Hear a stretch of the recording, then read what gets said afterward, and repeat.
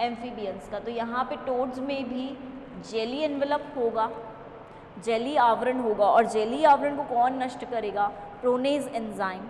जैसे ही ये प्रोनेज एंजाइम ने काम किया तो क्या होगा? शुक्राणु अंदर प्रवेश कर पाएगा, शुक्राणु को प्रवेश के लिए रास्ता मिल रहा है। तो बात की हमने सीधी सी कि जब मैं एक्रोसोम रिएक्शन की बात कर रही हूँ और पेनिट्रेशन की बात कर रही हूँ, तो सबसे पहले फिजिकल प्रोसेस माइक्रोपाइल्स के थ्रू, केमिकल प्रोसेस जो मैमल्स में होता है, हाइलुरोनिक एसिड टूटता है हाइलुरोनिडेज के द्वारा। तीसरा, इकाइनोडर्म्स में H2CO3 के द्वारा जेली एनवेलप नष्ट होता है। चौथा, सी अर्चिन में ट्रिप्सिन के द्वारा फॉस्फोलिपिड ए आवरण नष्ट होता है, शुक्राणु को प्रवेश मिलता है। और पांचवा, जिसकी मैं बात कर रही हूँ, फ्रॉग्स एंड टोड्स में बात कर रही हूँ, तो यहाँ पे प्रोनेज एंजाइम की उपस्थिति में जेली आवरण नष्ट होगा। तो अगेन क्या होगा? एक और चीज़, शुक्राणु को प्रवेश के लिए मार्ग मिलेगा, स्पर्म को एंट्री के लिए एक पैसेज मिलेगा, एक एरिया मिलेगा, वहाँ से स्पर्म एंटर कर पाएगा। ठीक है, अब बात कर रही हूँ एक और इम्पॉर्टेंट चेंज जो यहाँ देखने को मिलता है एक्रोसोम रिएक्शन वाले पार्ट में। तो ये चेंज हमें दिखेगा स्पर्म में, शुक्राणु में। देखेंगे क्या चेंज दिखता है।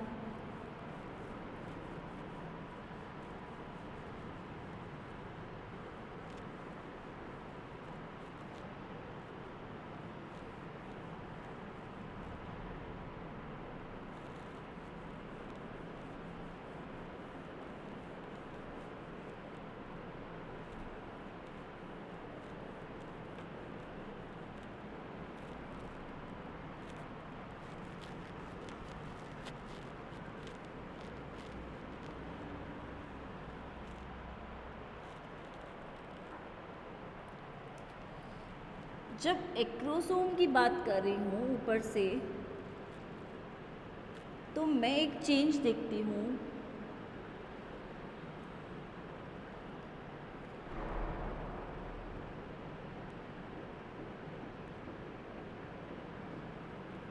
इस तरह की एक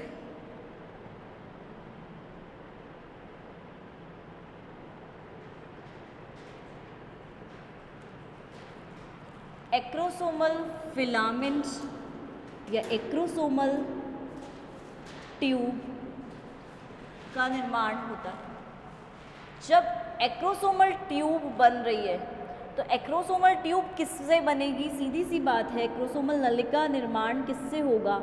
एक्रोसोम से ही होगा। एक्रोसोम से ही एक्रोसोमल नलिका बनेगी, एक्रोसोमल ट्यूब बनेगी। और कैसे बनेगी ये भी देखना है। तो क्या होगा? स्टार्टिंग में जो एक्रोसोमल कणिका होगी, ये ग्रेन्यूल इसके अंदर प्रेजेंट है, ये कणिका है, ये ग्रेन्यूल है, ये ग्रेन्यूल बाहर आएगा। बाहर आके, बाहर कैसे आएगा? फट के आएगा, मेम्ब्रेन फटेगी, बाहर आएगा ग्रेन्यूल। ग्रेन्यूल बाहर आते अब ये जो मेम्ब्रेन है, एक्रोसोम की जो मेम्ब्रेन होगी, ये धीरे धीरे इस तरह से ऐसे स्ट्रक्चर बनाएगी। ठीक है, मेम्ब्रेन क्या हो रही है? इन्वेजिनेट कर रही है, अंदर की तरफ जा रही है धीरे धीरे, और अंदर की तरफ जाकर आगे की तरफ एक्टिन और बाइंडिंग प्रोटीन्स कुछ होते हैं, उनकी ग्रोथ की वजह से ये ट्यूब और बड़ी हो जाती है। तो पहले तो अंदर की तरफ जाई, एक्रोसोमल ग्रेन्यूल आया, इसने अपना काम किया, बाहर रिलीज हुआ। अब ये मेम्ब्रेन उलट गई नीचे से, और उलटने के बाद, इन्वेजिनेट होने के बाद, अब ये इलोंगेट करती है। तो इस तरह से एक्रोसोमल ट्यूब्यूल या एक्रोसोमल नलिका का निर्माण होगा। और जैसे ही एक्रोसोमल नलिका बनेगी तो एक्रोसोमल नलिका धीरे धीरे स्टेप बाय स्टेप प्रोसेस से बन रही है। और ये बनने के बाद ये किस में एंटर करेगी? यहाँ पर क्या प्रेजेंट होगा? यहाँ पर क्या उपस्थित रहेगा? यहाँ पर उपस्थित रहेगी एग मेम्ब्रेन या एग एनवलप। तो एग की मेम्ब्रेन या एग का एनवलप उपस्थित रहेगा। वहाँ से एक्रोसोम की ट्यूब्यूल अंदर एंटर करेगी, और अंदर एंटर करने के बाद क्या करेगी? न्यूक्लियस को अंदर रिलीज कर देगी। न्यूक्लियस के साथ साथ प्रॉक्सिमल सेंट्रियोल भी अंदर जाएगा, जिसे आप बोलते हो निकटस्थ तारक काय। अब ये प्रोसेस लोअर ऑर्गेनिज्म में देखा गया है, मैमल्स में या ह्यूमंस में बात करें तो ह्यूमंस में हमने ये प्रोसेस नहीं देखा है।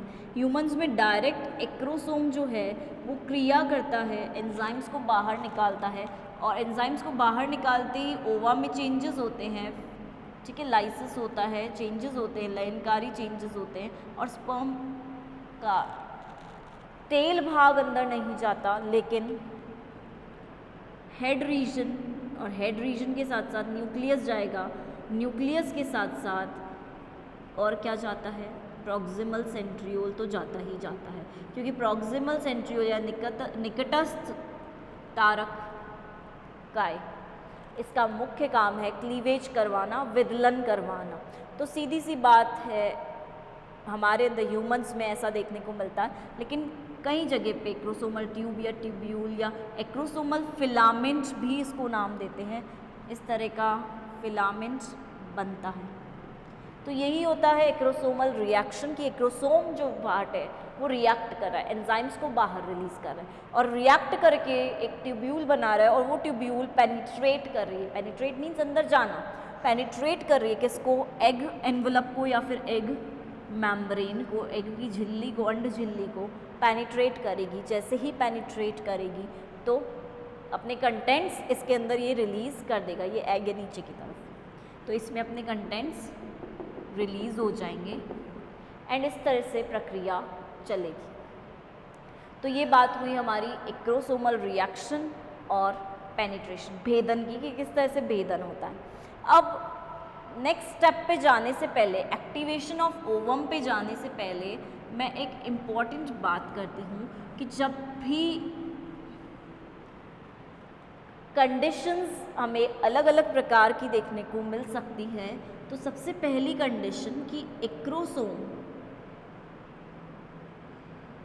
एक्रोसोम अगर किसी अवस्था में बाय चांस बनता नहीं है या बन नहीं पाया, किससे बन रहा था, गोल्जी काय से, गोल्जी बॉडी से, लेकिन गोल्जी बॉडी सपोज बची नहीं, अवेलेबल नहीं रही, या ये क्रिया नहीं कर पाई, क्रियाशीलता नहीं दिखी, तो एक्रोसोम नहीं बन पाया, और एक्रोसोम नहीं बन पाया तो हमारा स्पर्म कैसा रहेगा, ऐसा, ऊपर कैप लाइक स्ट्रक्चर नहीं है, टोपीनुमा संरचना नहीं है, ये बिल्कुल हमें ऐसा ही देखने को मिलेगा, बिल्कुल गोल सर्क्यूलर बात कर सकते हो, ठीक है। अब इसके ऊपर वाली जो कैप थी वो तो हट गई, कैप रहेगी ही नहीं, क्योंकि एक्रोसोम बना ही नहीं है, तो इस तरह का संरचना दिखेगी। अब क्योंकि मैं बोल रही हूँ यहाँ पर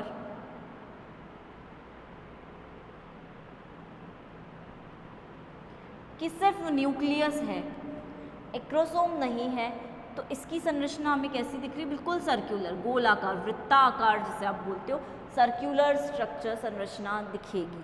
दूसरी चीज़, क्योंकि ये वृत्ताकार संरचना दिख रही है, ऊपर कैप लाइक स्ट्रक्चर नहीं है, टोपीनुमा संरचना नहीं है, तो इस कंडीशन को, ये एक कंडीशन है, डिजीज़ की कंडीशन बोल सकते हो, इस कंडीशन को हम बोलते हैं ग्लोबोजूस्पर्मिया।